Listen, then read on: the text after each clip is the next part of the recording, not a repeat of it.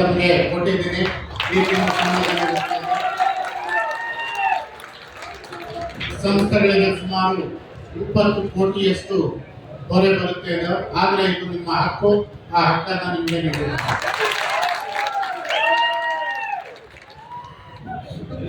ಉಳಿದಂತೆ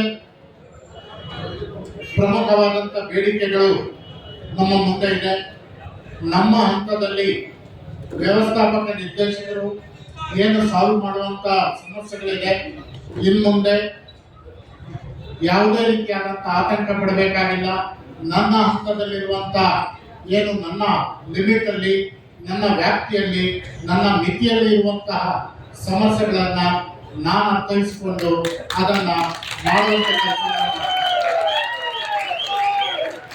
ಉಳಿದ ಹಾಗೆ ಪಾಲಿಸಿ ಮ್ಯಾಟರ್ ಏನಿರುತ್ತೆ, ಆ ಪಾಲಿಸಿ ಮ್ಯಾಟರ್ ಇರ್ಬೋದು ಅಥವಾ ನಮ್ಮ ಸರ್ಕಾರದ ಹಂತದಲ್ಲಿ ತೆಗೆದುಕೊಳ್ಳುವಂತ ನಿರ್ಣಯಗಳಿರುತ್ತೆ.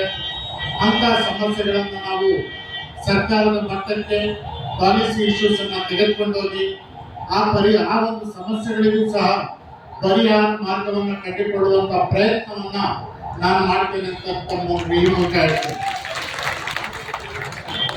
ಸೊ ಈಗಾಗಲೇ ಏನು ಬೇಡಿಕೆಗಳಿದ್ದಾವೆ, ಈ ಬೇಡಿಕೆಗಳಿಗೆ ಸಂಬಂಧಿಸಿದಂತೆ ಹಲವಾರು ಸಭೆಗಳು ನಡೆದಿದ್ದಾವೆ, ಹಲವಾರು ರೀತಿಯಾದಂಥ ಸಮಾಲೋಚನೆಗಳು ನಡೆದಿದೆ, ಹಲವಾರು ರೀತಿಯಾದಂಥ ಚಿಂತನ ಮಂಥನಗಳು ನಡೆದಿದೆ.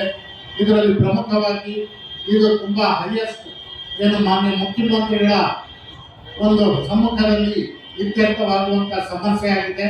ಇದಕ್ಕೆ ಈಗಾಗಲೇ ನಾನು ಕಳೆದ 1 ವಾರದಿಂದ CM ಆಫೀಸ್ಗೆ ನಿರಂತರವಾಗಿ ನಾನು ಟಚ್ ಅಲ್ಲಿ ಇದ್ದೀನಿ. ನಾನು ಡೇಟ್ ಅನ್ನ ಕೇಳ್ತಾ ಇದ್ದೀನಿ. ಸೊ ಶಾರ್ಟ್ಲಿ ಡೇಟ್ ಅನ್ನ ಕೊಡ್ತಾರೆ, ಶಾರ್ಟ್ಲಿ ಡೇಟ್ ಅನ್ನ ಕೊಡ್ತಾರೆ. ಈ ಸಮಸ್ಯೆಯನ್ನು ಮಾನ್ಯ ಮುಖ್ಯಮಂತ್ರಿಗಳ ಸಮ್ಮುಖದಲ್ಲಿ ಚರ್ಚೆ ಮಾಡಿ ನಮ್ಮ ಜಂಟಿ ಕ್ರಿಯಾ ಸಮಿತಿಯ ಎಲ್ಲ ಅಧಿಕಾರಿಗಳಿಗೆ ಲಾಸ್ಟ್ ಟೈಮ್ ಮಾತನಾಡಿದ್ದಾರೆ. ಈ ಬಾರಿಯೂ ಸಹ ಅದನ್ನು ಚರ್ಚೆ ಮಾಡಿ ಡೆಫಿನೆಟ್ ಆಗಿ ಒಂದು ಪರಿಹಾರ ಮಾರ್ಗ ಕಂಡುಕೊಳ್ಳುವಂತ ಪ್ರಯತ್ನವನ್ನ ಮಾಡ್ತೀವಿ ಅಂತ ಈ ಸಂದರ್ಭದಲ್ಲಿ ಹೇಳ್ತಾ ನನ್ನ ಮಾತನ್ನು ಮುಗಿಸ್ತೇನೆ. ಧನ್ಯವಾದಗಳು.